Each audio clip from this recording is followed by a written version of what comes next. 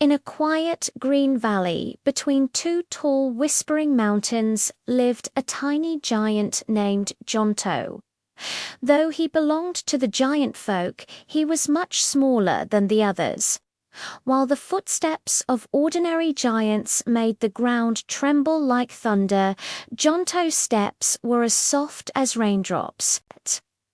The giants loved loud things, rock-tossing, roaring contests, and mountain races, but Jonto loved something completely different: flowers. Every morning, just as the sun peeked over the mountain tops, Jonto tiptoed to the meadow with his tiny watering can. He greeted the yellow daffodils first, because they always seemed excited to see him. Then he smiled at the pink tulips, checked on the purple irises, and whispered gentle stories to the white daisies. Jonto knew every flower by name, and each one seemed to bloom a little brighter whenever he came near. The other giants didn't understand him at all. "Why does he waste time with tiny petals?" they grumbled. "You can't build with flowers, you can't eat them." Real giants like big things, but Jonto didn't mind. He knew flowers held a quiet magic knot, the flashy kind that sparkled, but a soft magic that made hearts warm and the world beautiful. One spring morning, as he watered a patch of bluebells, the ground suddenly rumbled. Birds flew off in a hurry. Rabbits darted into their burrows. Even the flowers trembled as if frightened. A deep growl echoed through the valley. The giants gathered quickly. "The mountain troll has awakened," they cried. The mountain troll lived deep inside the cliffs. He was enormous, grumpy, and always hungry when he woke. Every time he climbed out, he stomped around looking for food or treasure, crushing anything in his path. The giants rushed into their big meeting cave and shouted ideas. "We can throw huge boulders at him." One said, "He's too strong." Another replied, "We can roar and scare him away. He doesn't get scared. What do we do?" Finally, the eldest giant, Granny Boulderbones, shook her head. "If we don't stop him, he'll destroy the entire valley." Jonto raised his tiny hand. "Maybe I can help," he said softly.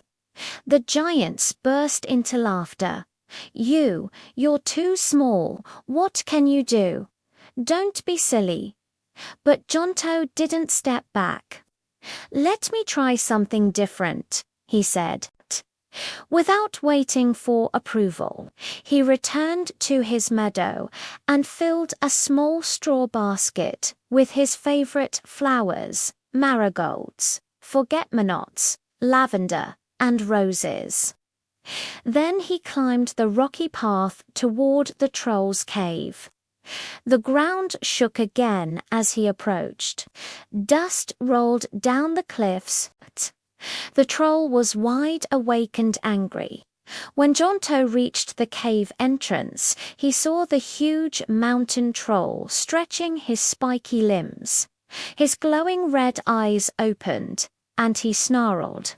But Jonto stepped forward anyway. "Hello, Mr. Troll," he said in his gentle voice. The troll roared. "Who is there?" "It's me, Jonto," he said. "I brought you something." The troll sniffed the air. "Unless it's treasure or food, go away." Jonto opened his basket. A warm breeze carried the sweet smell of marigolds and lavender toward the troll's enormous nose. The troll blinked, sniffed again. His angry face softened a little. "What is that smell?" he growled. "They're flowers," Jonto said kindly. "Would you like to see them?" The troll paused. No one had ever offered him anything gentle before. Slowly, he leaned down. Jonto lifted a small bouquet. The troll stared at the soft petals. "They're nice," he said in surprise. "They smell warm. They make me feel calm." "That's the magic of flowers," Jonto said with a smile. "They help people feel better." The troll sat down with a heavy thud. "Everyone always runs from me," he muttered. "No one has ever been kind." "Well," Jonto said softly, "everyone deserves kindness." The troll sighed deeply. "Thank you, little giant. I don't feel like smashing anything now."